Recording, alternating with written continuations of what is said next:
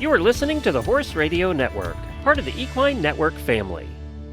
This is episode 164 of Wisdom by Wessa on the Horse Radio Network. This is Jennifer Hebert. I'm Morgan Nicole. And this is Sofia Yagela. Welcome to Wisdom by Wessa on the Horse Radio Network, part of the Equine Network family.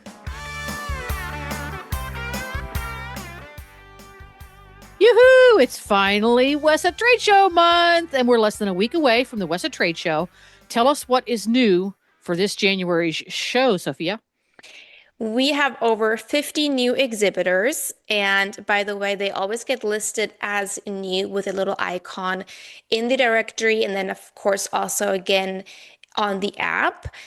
And we also have new sponsorships available throughout the floor, some brand activations, new floor plan, and new networking options, and of course cash and carry for the very first time only on the 10th floor. So lots of new items.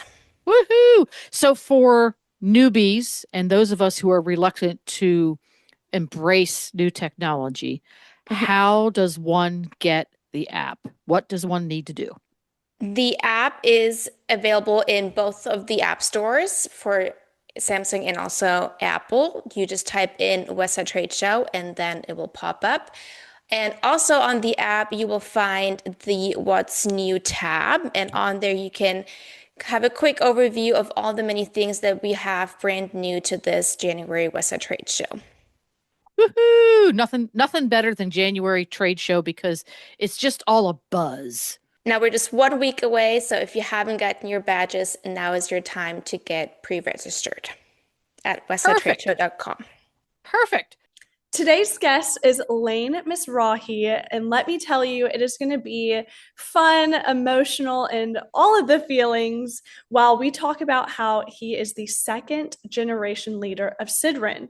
Sidran is a 100-year-old Western brand.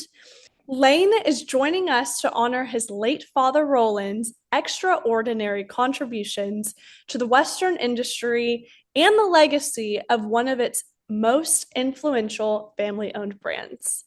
Lane, welcome to the show. I am so excited to be chatting with you today, so thanks for joining us. Thanks for having me. Happy to be here. Absolutely. So I know today we're going to talk about so many things from your family's 100-year-old Western brand, but I'll kind of let you do your introduction. Tell us a little bit about yourself. Sure. So my name's Lane Mizrahi. I've been working at Sidran for around 16 years now. I was working here with my father, my late father. I graduated from Indiana University and had a marketing degree and business degree. And I actually, right out of school, worked for Abercrombie and Fitch at their corporate headquarters in New Albany, Ohio. So I got my background in sourcing and development there. And my dad and I had a conversation one day and just said, hey, why don't we link up? It just made sense. I always kind of wanted to move back to Texas, and I've been here ever since. Amazing. Amazing. Now with Sidran, tell us about that brand overall. Sidran is the parent company that's been around since around 1939, believe it or not. Really got their footing with the suited separates business, so tailored wear, so you can think sport coats and pants and shirts. Actually, what separated us from, no pun intended, from everyone else was instead of having to buy the full suit, you were able to kind of mix and match or only buy the coat if you wanted to, the pants if you wanted to. My dad came in and acquired the company in the early 90s. And so from that point, he saw some, I guess, opportunity in the Western industry in terms of arena style jackets and started doing some sponsorships with, let's just say, the PBR and other rodeos and Wrangler even, so licensing deals. And then it expanded into lines like Cripple Creek, as you know it today. Over the course of several years, there's been a few acquisitions like i.e. Cowgirl and Cowboy Up. And really, yeah, so Sidran's the parent company, and then we just have our separate lines underneath. Incredible. I know Cripple Creek very well. I'm actually a Western fashion influencer, and so I saw you were Cripple Creek. I thought, wow, Yes. this is amazing. So Yes. let's start from the top and let's dive in. So Sidran began in the 1930s manufacturing custom Western clothing. Mm-hmm. So what part of your early product DNA still influences your designs and decisions today? In terms of the designs themselves, almost everything, believe it or not. We've obviously made subtle brand changes. And we try to stay on trend, but I think we did a really good job at the rebranding process in the early 90s. So essentially what happened was my dad was he started working at Sidran. The company was in duress and he was able to turn it completely around. We still did a lot of DoD manufacturing, believe it or not, and we actually did a lot of the Circle S manufacturing in Texas. We had two factories here. And, since costs have obviously gone up, most, if not all, people are having to outsource, unfortunately. And hopefully one day we'll be able to bring some, if not all of it back here to the States. But in terms of the design details and the rebranding, that's when all that happened. There are several different types of styles that we have for suits and sport coats and pants. You don't really see a whole lot of redesign when it comes to the tried and true tailored wear, but obviously subtle changes for performance and fit, like stretch waistbands and adding pockets and other subtle design details. That's from the Circle S aspect, how we're doing things. I loved what you just said there about how really you're only now at this point tweaking subtle things, whether it's performance or maybe something trending, but really the bread and butter of some of these pieces have been around for so long. I think for me, being in the fashion industry, that is key. And honestly, that's what makes you stand out. I think so many people now are trying to like reinvent the wheel, That's right. Yeah. but Yeah. you guys are so blessed to have an incredible 100-year-old history of truly the best. I With agree. Western Yes, with Western fashion and, it's cyclical, but yet rooted in tradition.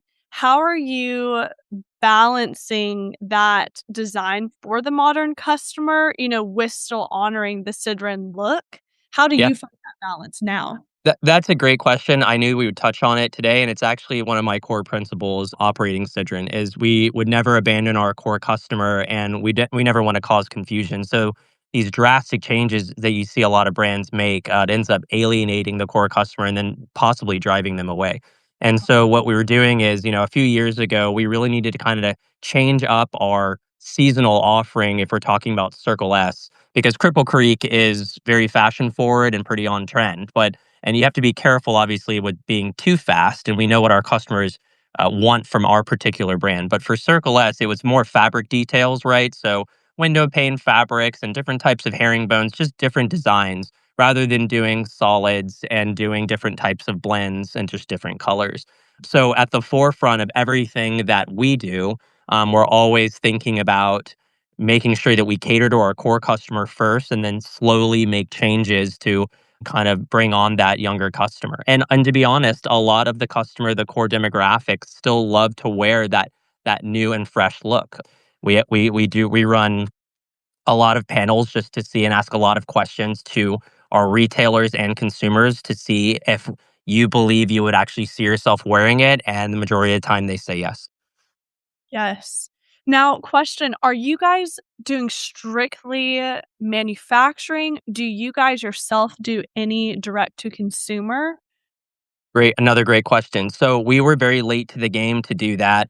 I think at the end of the day, we all had to make a really tough decision to try to fill, or I guess bring on incremental sales there. But we were very against competing with our retailers. So we do a small portion of DTC, but the only product we offer DTC in terms of Cripple Creek are things that have been around for several seasons at a discount. In regards to Circle S, the pricing is above Keystone. But that being said, we have actually thought about retracting that type of business, that channel, because to me, for the amount of sales that we don't do, being candid, it doesn't make sense to confuse the customer. I'd rather see the registers ring at our retailers.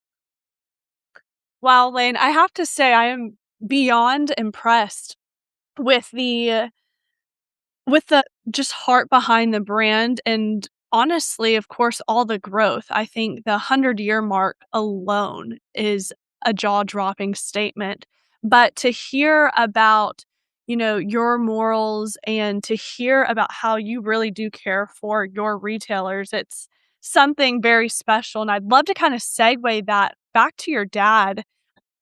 I know really all of this for you is about carrying his legacy forward. Tell us about your dad.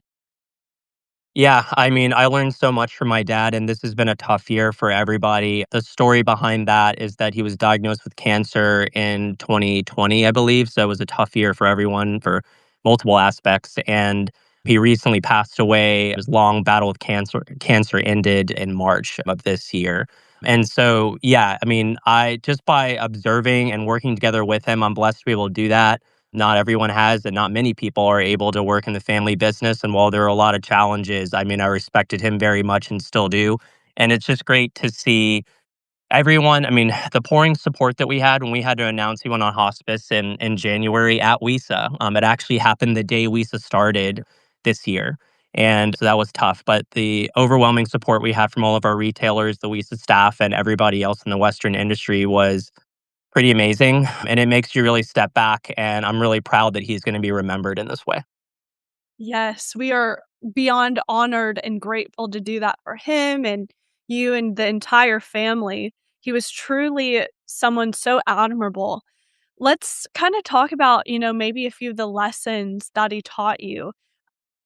I know there's so many incredible ones, but do you have any lessons, whether it was business or even life that blended into business? Where were those great core memories and lessons? Deep question. I would say, from a business perspective, like we were talking about earlier, we always value the customer first. The reason why we have not scaled even larger than we would like to be, and is for a couple reasons. It's for the idea of maintaining that customer service at any level of the business. It's to make sure that the customers know that we're going to do anything we can to keep their business and we care about them. We've been able to live a very good life because of the overwhelming support from the consumer and our retailers. So, them always first. And then again, being 100% candid, my dad worked a lot. I think everyone in the industry who knew him knew how hard he worked. And I work very hard, but he always used to tell me, I really wish I had more time with my family. And so just trying, and I've always kind of lived this way too, just trying to establish more of a work life balance. We recently had our first child, our first son in August of 2024, and we're expecting another son in February of 26. And so this yeah. So this time is has been challenging, as you can imagine, for a lot of reasons, because he went downhill last year in around August, September. But he was truly blessed, and so were we, for him to be able to meet two grandchildren, as i.e. my niece as well. And so this has been a challenging year, like I said, for everybody in terms of having to take over the business overnight. No matter how much time you think you have, it's never enough time when this happens. And honestly, the number one thing, I haven't been asked this question before, so it's emotional, but I would say it's just grit, it's perseverance, doing whatever I have to do whenever I have to do it. Yeah. Wow. What an incredible answer. And I mean, going back to being candid and off script, I also come from a very long lineage of entrepreneurs. And just like you guys, yes, we work hard, but like your dad had told you, he wished that he had more time with family. I think it's so hard when you genuinely just care so much about your business. You are so passionate, right? Exactly. Yeah.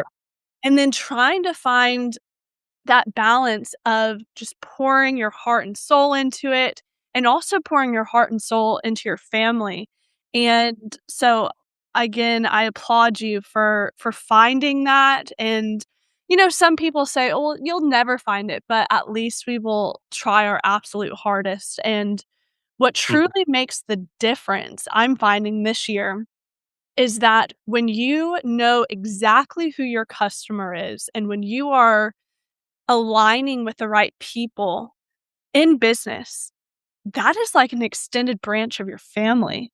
Yes, that's right. And essentially, you nailed it. It's people. Without my staff being there every day. There is no way I could have gotten through last year.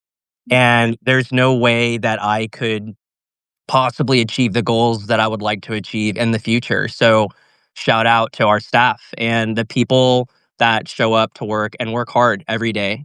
And that's pretty much, what that's at the forefront of my mind beyond just it's equally as important as when we were talking about the customer aspect because you have to have your infrastructure in line and your people in place to be able to do the things that we talked about. So just consistently looking for now it's just me. It was always me and my dad. And so being the only executive in Sidran currently, my number one goal is to expand and rely and trust our staff. And by being able to do so and finding the right people, that's how I'm going to enable that work-life balance. Yes. The best leaders are the ones who truly understand that the train doesn't run without the people underneath. And it sounds like you are so incredibly proud of your team from, everyone on the back end and the front end. I feel the same way in my life too. Just so honored for great people. Now let's segue into continuing building that brand trust. We know that Sidran is known for being consistent and dependable, but let's maybe talk about some internal systems that help you maintain that level of trust. We know that trust is there, but tell us, how are you, handling that system day to day? In terms of distribution, or if you could expand a little bit more on the question. Yeah, I would say in terms of distribution, even maybe what the relationship is like between you and your retailers. Yeah, yeah, yeah. Yeah, how are you checking in on them? Yeah, Absolutely. We have a great sales team that has a lot of those key relationships, but at the same time, we're always communicating internally. And recently, with what's going on with a lot of government intervention in terms of let's just pinpoint tariffs as an example, we've had to be very communicative on what we're doing. I'm proud to say that with the partnerships that I currently have in place, we haven't had to raise prices in 2025 a single cent. And so by letting the customer know, it goes a long way. So communication is key. A lot of vendors, I believe, kind of ship at will and they don't abide by their cancel dates. Things are going to happen. We recently had an issue where a container was delayed. It was completely beyond our control. We were early, but we know that our customers, I mean, I worked in allocation and finance. I understand like there's a financial plan and a lot of customers need their merchandise to hit their plan. And so by being communicative, offering discounts where we have to, anything we can possibly do to cater to the customer. And at the end of the day, we understand that it's on us, whether it's our fault or not, it's on us. And so that's I think what's continued to ensure our success and at least build the trust with our customers year over year. right. I feel from what you're saying, I can already feel that family, Right. approach to Right. business. Right. And that is why ultimately you guys have been able to retain so many loyal retailers. And then of course the end consumer keeps coming back for the quality and the fabrics and all of those. But Right. that personable approach is really special. Let's kind of talk about some difficult stuff like you had briefly mentioned the tariffs, but how how did your dad approach difficult business decisions? Like if it had to do with pricing or quality or distribution, how would he approach something difficult? The way that he approached it was the customers first. We absorbed it, and even to a fault, where he cared so much about losing the business or upsetting the customer or not believing that it would be sustainable that we don't raise our prices unless we absolutely have to. Overhead, it's inevitable. Overhead is increasing every year. And so there will be a point in which we have to do blanket cost adjustments. So if we're just speaking about price and tariffs, the way that I approached it was very similar. Now, obviously, if the tariffs were going to affect it affects everyone differently. So you have to take with a grain of salt what I'm saying, because everyone's relationship with their suppliers is different. We're just very lucky to have what we have. And we absorbed a little bit, but it wasn't enough to pass on that margin hit to the customer. And that's how I operate, and that's how he operated. So I hope that answers your question a little bit. It definitely does. And with my business background, I graduated from TCU, the Neely School of Right. Business. Wow, I love that you said that. Personally, I have a business background with being a TCU Neely School of Business graduate. And what you just said right there, to some would shock people, from a business standpoint, like pen and paper, on the books. Taking a hit like that, would technically be a business no-no. But Yes. you guys are going against the grain. That's not what it's about. Like you said, it's about the Correct. customer. We've And always been that way. Yes.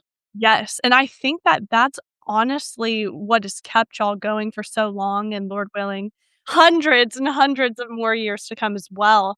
So, love that, most definitely. And wrapping it up, as the Western industry honors your father with this award, what do you feel his greatest contribution, not just to Sidran, but to the entire Western apparel community?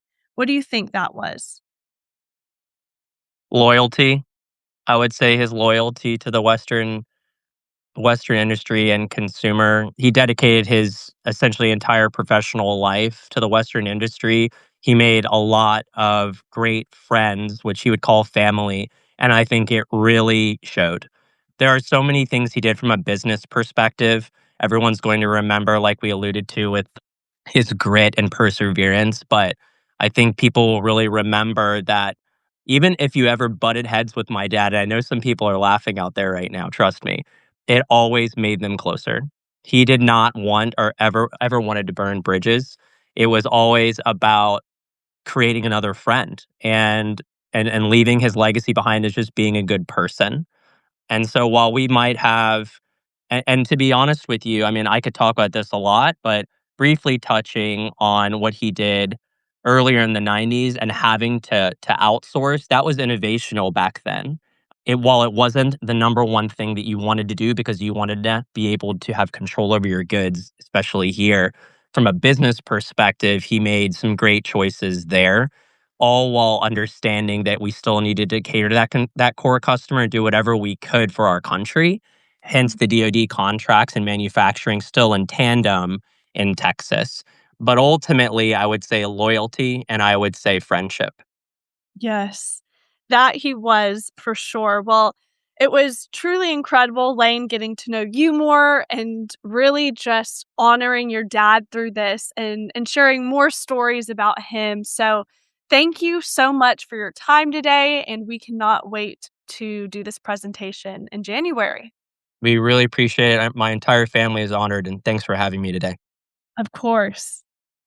A fascinating conversation. I love multi-generational companies that we get to chat with.